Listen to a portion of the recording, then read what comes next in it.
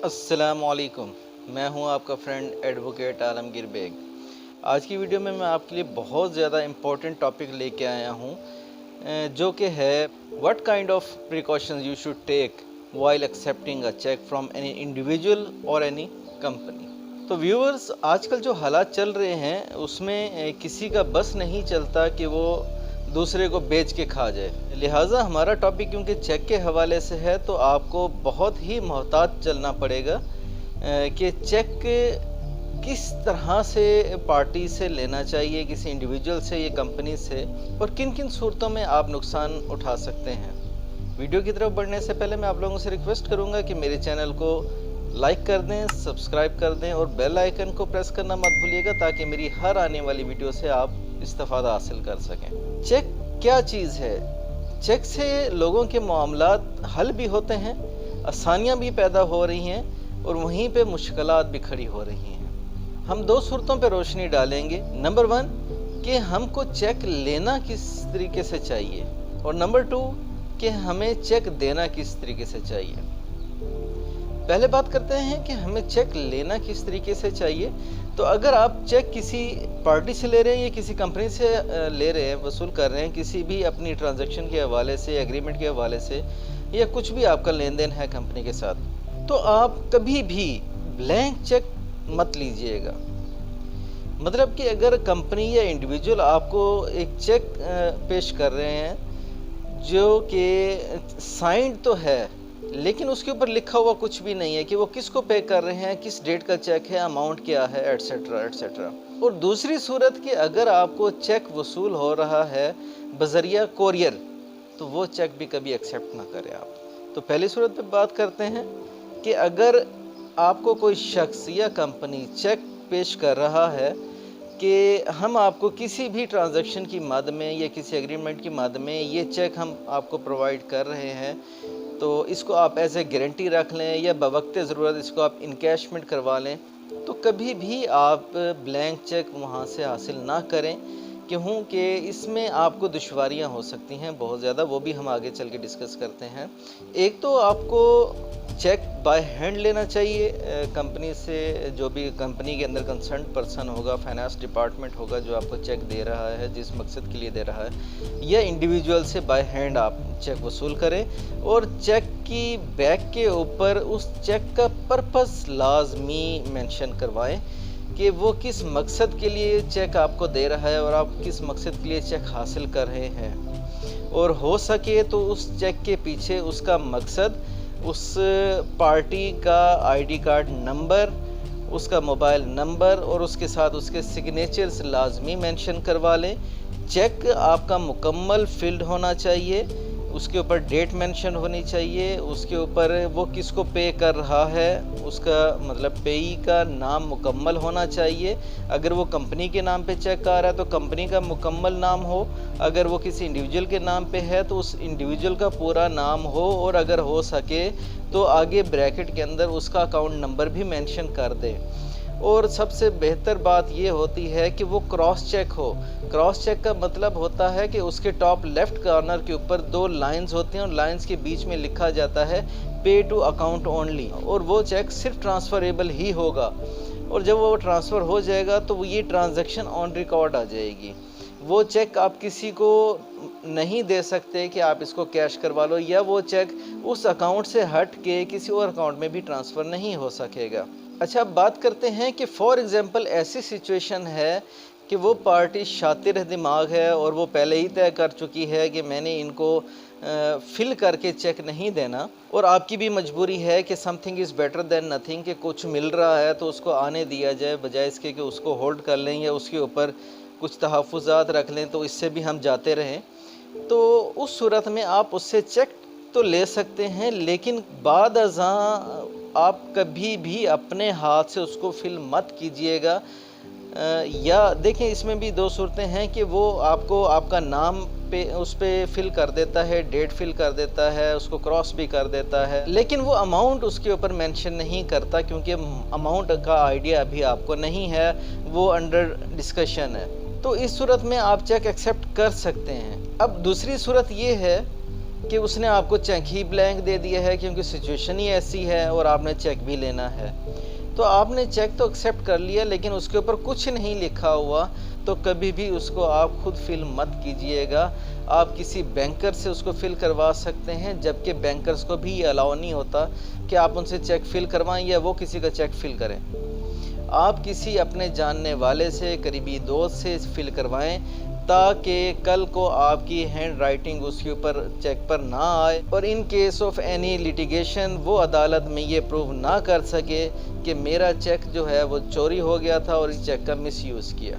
अच्छा, इसके अंदर एक और इशू भी आ जाता है जो कि मोस्टली लोग फेस करते हैं कि आपने मुकम्मल फील्ड चेक ले लिया है किसी से जिसके ऊपर डेट भी मेंशन है, अमाउंट भी मेंशन है, उसके साइन भी हैं, या क्रॉस चेक भी है या ओपन चेक है, लेकिन उसका अकाउंट जो है वो अरसे दराज से क्लोज्ड है, बंद है, उसमें ट्रांजैक्शन ही नहीं हुई है, या अकाउंट इन रनिंग है, उसके अंदर अमाउंट ही नहीं है। उस सूरत में आपको चाहिए कि आपकी जितनी भी अमाउंट है उसके कोशिश करें कि से रिक्वेस्ट करके 2 चेक्स बनवा लें। एक बड़ी अमाउंट का चेक होना चाहिए, एक बहुत ही छोटी अमाउंट का चेक बनवा लें, 1000 का बनवा लें, 100 का बनवा लें। उसमें से वो आपका टेस्टर का काम करेगा। वो जो छोटी अमाउंट का आपका चेक है, आप पहले उसको बैंक में प्रेजेंट करेंगे और उसको देखिए कि आया कि वो चेक आपका प्रॉपरली क्लियर हो जाता है, उसका अकाउंट रनिंग में है, उसके अमाउंट मौजूद है और उसके सिग्नेचर भी ठीक हैं। उसके बाद आप दूसरा चेक फॉरवर्ड कीजिए क्लियरिंग के लिए। और इसके साथ साथ बहुत इम्पोर्टेंट, एक आईडी कार्ड की कॉपी ज़रूर साथ में अटैच करवा दें। फॉर एग्ज़ाम्पल, अगर चेक बाउंस हो जाता है, किसी भी वजह से हो जाता है और आप उसके अगेंस्ट कोई लीगल एक्शन लेना चाहते हैं, कोई लीगल नोटिस भेजना चाह रहे हैं और आपके पास उस पार्टी का एड्रेस भी नहीं है, तो आप कैसे फॉलो अप करेंगे? वो आईडी कार्ड की कॉपी उस टाइम काम आएगी। अब बात करते हैं कि जिसने आपको चेक दिया है वो अदालत में बवक्त लिटिगेशन क्या क्या दलाइल पेश कर सकता है अपने आप को दुरुस्त साबित करने के लिए। अगर आपने उससे ब्लैंक चेक हासिल किया हुआ है कि मेरी चेक बुक से इसने चेक फाड़ लिया था और उसका वो मिसयूज़ कर रहा है, लेकिन अगर उसने चेक फिल करके दिया था, उस पर अमाउंट भी थी, सिग्नेचर भी थे, और बाद में अगर उसने बैंक से स्टॉप पेमेंट करवा ली है, तो वो कहेगा कि ये चेक मैंने ही दिया था, लेकिन मेरा पर्पज़ ये नहीं था, मेरा पर्पज़ इसको चंदा देना था, मेरा पर्पज़ इन्वेस्टमेंट का था, या मेरा पर्पज़ इसको उधार देना था, जो कि बाद में मुझे महसूस हुआ कि ये इसको उधार नहीं देनी चाहिए या इसके साथ इन्वेस्टमेंट नहीं करनी चाहिए या ये इसको चंदा नहीं देना चाहिए जो कि गलत रास्ते पे इस्तेमाल होगा, तो मैंने लिहाजा बैंक से स्टॉप पेमेंट करवा ली। अब इसकी रेमेडी आपके पास क्या है? अब मैंने शुरू में ही आपसे डिस्कस कर लिया इस चीज़ को कि आप जब भी उससे चेक हासिल करेंगे तो चेक की पुश्त पर आप उससे उस चेक का पर्पज़ लाजमी मेंशन करवाएंगे, उसके आईडी कार्ड की कॉपी हासिल करेंगे, उसका ID card number, mobile number, उसके सिग्नेचर वहाँ पे मेंशन करवाएंगे, तो वहाँ ये दलाल नहीं दे सकेगा। अच्छा, आजकल एक और प्रैक्टिस बहुत ज़्यादा चल रही है मार्केट के अंदर। अगर एक शख्स ने चेक दिया दूसरे शख्स को कि ये मेरी पेमेंट है, ये पोस्ट डेटेड चेक है, इस डेट को आप ये चेक बैंक में भेज के क्लियर करवा लीजिएगा। अब वो जिसने चेक हासिल किया है वो उसको एज ए कैश डील कर रहा, और वो तीसरी पार्टी के पास चला जाता है कि मैंने जो आपसे लेन देन करना था, मुझे पार्टी ने ये चेक दिया है, उतनी अमाउंट का ये चेक मैं आपको दे रहा हूँ और मेरे लेजर में से आप इतनी अमाउंट नील कर दें या इस अमाउंट के अगेंस्ट मुझे आप कुछ माल दे दें। और इसी तरीके से ये एक चेन चलती है और वो तीसरी पार्टी वो चेक लेके किसी चौथी पार्टी के पास चली जाती है और वो उससे कहती है कि मुझे ये किसी पार्टी ने चेक दिया है, फ़लाँ बंदे का चेक है, और आप इस चेक के अगेंस्ट मुझे माल दे दें या मेरे जो बैलेंस हैं उसमें से उसको निकाल दें। तो ये प्रैक्टिस बिल्कुल इलीगल प्रैक्टिस है और अनऑथराइज्ड प्रैक्टिस है। इस पे कभी भी नहीं आना चाहिए, क्योंकि जब चेक आपने हासिल किया आपको पता ही नहीं है कि ये फर्स्ट पार्टी कौन है जिसने चेक इशू किया, उसके सिग्नेचर क्या हैं, उसके बैंक अकाउंट में अमाउंट भी है नहीं है, उस इंसान का लेन देन कैसा है, लिहाजा कभी भी ये प्रैक्टिस मत अपनाइएगा और अपने आप को हमेशा सेफ जोन में रखें। और जो जो मैंने आपको एहतियातें बताई हैं चेक लेने के हवाले से, प्लीज़ उन पे अमल करें।